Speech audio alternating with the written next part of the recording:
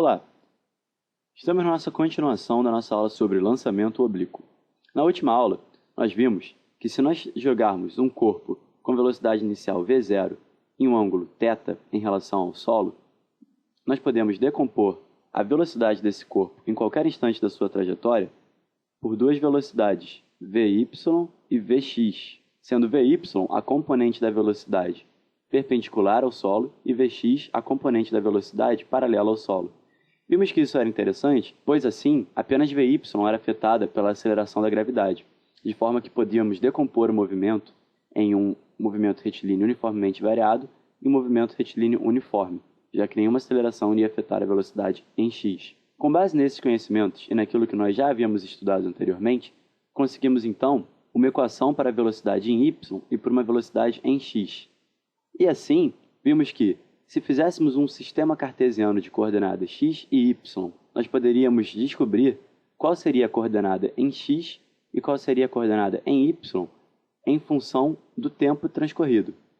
Agora, nós vamos pôr esses conhecimentos em prática e descobrir qual é a trajetória que esse corpo faz. A primeira coisa que nós temos que fazer é ver que nossas equações estão em funções da decomposição inicial da velocidade em y e da decomposição inicial da velocidade em x. Então, a primeira coisa que temos que fazer é achar essa decomposição. Se denotarmos a velocidade inicial por v0, como está aqui, nós sabemos que ela faz um ângulo θ com vx. Observe que, se transportarmos vy para cá, pela regra da adição dos vetores, como vx mais vy deve dar v0, vy teria que caber perfeitamente aqui. E como Vx e Vy formam um ângulo reto entre si, esse triângulo deveria ser um triângulo retângulo. Agora, sabemos das nossas relações de trigonometria que o seno de um ângulo é o cateto oposto àquele ângulo sobre a hipotenusa.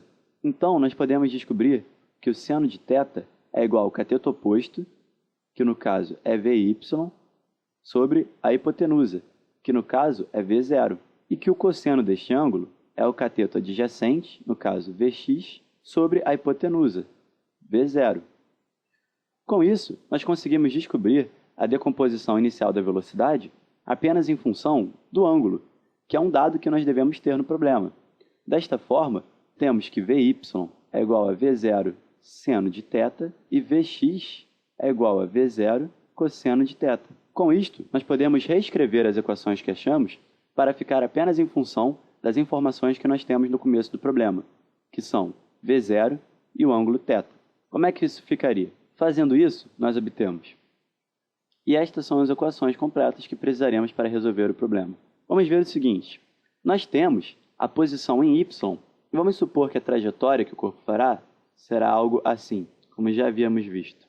Em cada ponto dessa trajetória, se nós jogarmos um valor do tempo, nós obteremos a coordenada em y, por esta fórmula, e a coordenada em x por esta fórmula.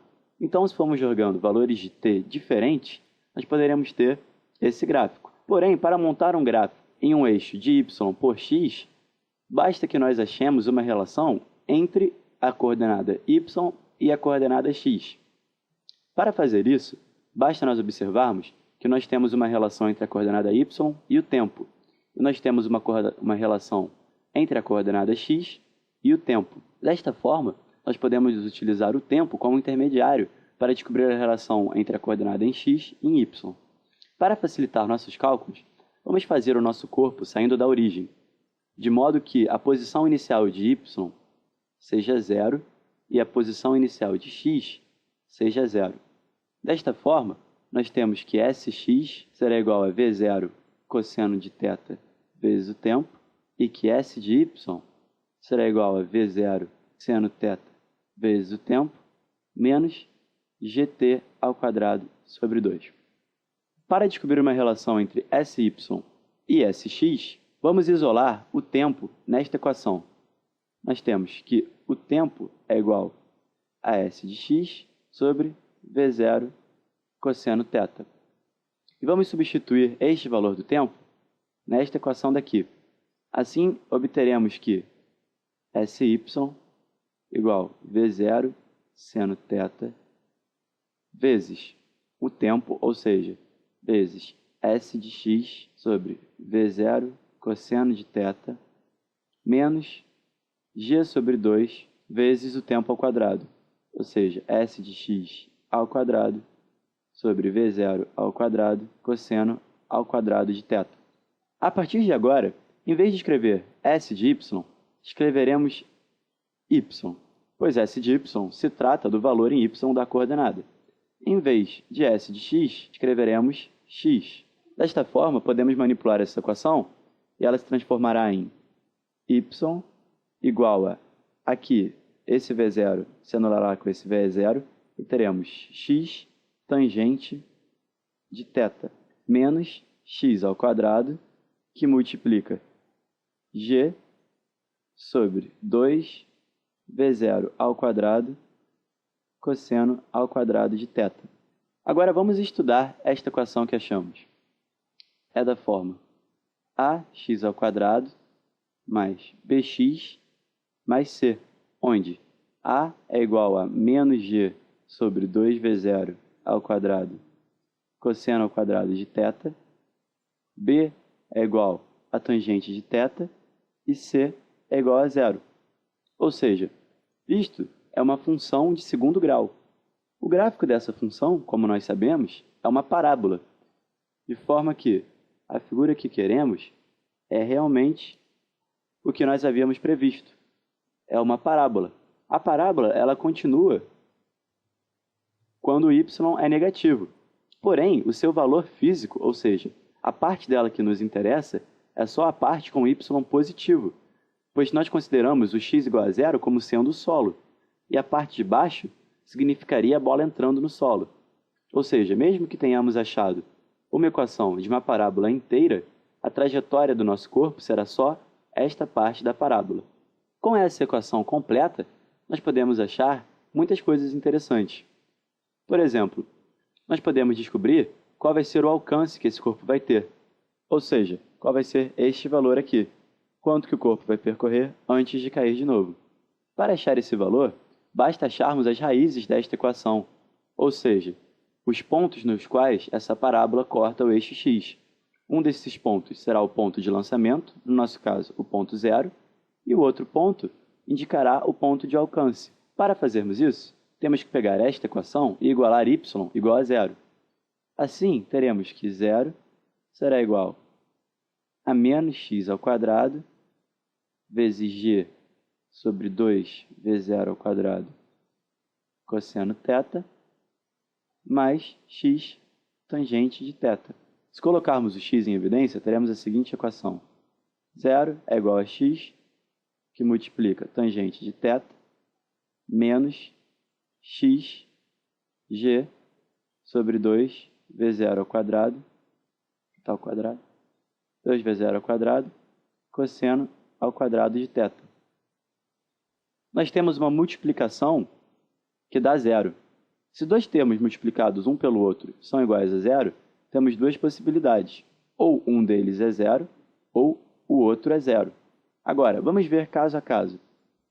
Se o x for igual a zero, x igual a zero, e y for igual a zero, este dá o nosso ponto de origem, 0, 0, que é definitivamente um dos pontos onde a parábola corta o eixo x.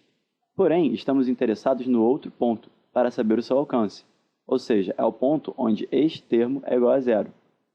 Desta forma, temos que 0 é igual a tangente de θ menos xg sobre 2v0 ao quadrado cosseno ao quadrado de θ. Isto resulta que xg sobre 2v0 ao quadrado cosseno ao quadrado de θ é igual a tangente de θ. Como tangente é seno sobre cosseno, se isolarmos o x, teremos que x será igual a 2v0 ao quadrado cosseno ao quadrado de θ sobre g vezes seno θ cosseno θ. Ou x igual a 2 seno θ cosseno θ v0 ao quadrado sobre g. Pronto. Simples assim. Temos o valor deste alcance. Outro valor que pode nos interessar saber é a altura máxima que o nosso corpo atinge, ou seja, o seu alcance máximo vertical. Para descobrir esse dado, nós temos que atentar para o fato que esse ponto é o vértice da parábola. E nós sabemos que o vértice de uma parábola sempre se encontra na metade do caminho entre as suas duas raízes. Como sabemos o comprimento do zero até este ponto, nós sabemos que o x desse vértice será igual à metade desse valor. Ou seja, o x do vértice desta parábola é seno θ, cosseno θ, v0 ao quadrado sobre g. Como nós temos o x do vértice, para nós descobrirmos o seu y, ou seja, a sua altura máxima, basta substituir este valor nesta equação. Fazendo essa substituição, encontramos que o y é igual a seno ao quadrado de θ, v0 ao quadrado sobre 2g. Então, encontramos a altura máxima que o nosso corpo atinge e encontramos também o seu alcance máximo horizontal, ou seja, a distância que ele percorre antes de cair. A altura máxima é essa e o alcance é este. Nós podíamos ter feito esses cálculos usando alguns conhecimentos que nós aprendemos na nossa aula de queda livre, o que poderia ter facilitado um pouco as coisas. Por exemplo, nós sabemos que em y, o corpo descreve a mesma trajetória que um corpo jogado para cima descreveria sobre a ação da gravidade. E nós já vimos que a altura máxima que um corpo desses alcança é quando a sua velocidade é igual a zero. Então, poderíamos ter achado este valor dessa altura aqui, igualando a velocidade em y como sendo zero, por aquela fórmula que havíamos achado. Se fizéssemos Vy nesta fórmula igual a zero, nós conseguiríamos o valor do tempo para o qual o corpo se encontra neste ponto da trajetória. E assim nós poderíamos ter descoberto essa altura máxima. Também vimos na nossa aula de queda livre que quando o corpo volta, ele se encontra com a mesma velocidade que ele subiu, só que em sentido oposto.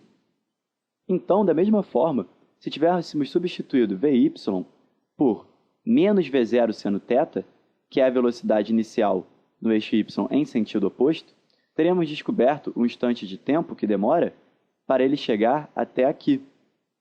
Desta forma, nós juntaríamos o que nós aprendemos nessas duas aulas para poder fazer um cálculo simplificado, e assim conseguir não só os dados de altura e alcance máximo, mas também o tempo que ele demora para chegar até aqui e o tempo que ele demora para chegar até aqui. Isso será deixado como uma atividade extra para vocês. Mas lembre-se, para achar o tempo nesse ponto, basta fazer a sua velocidade em y ser zero. E para achar o tempo para chegar até este ponto, basta fazer a sua velocidade em y ter a mesma magnitude que a sua velocidade inicial em y, ou seja, v0 seno θ, porém com o sentido oposto. Ou seja, aqui ela será v0 seno θ, só que com o sinal negativo. Assim acabamos a parte de lançamento oblíquo. Até a próxima aula.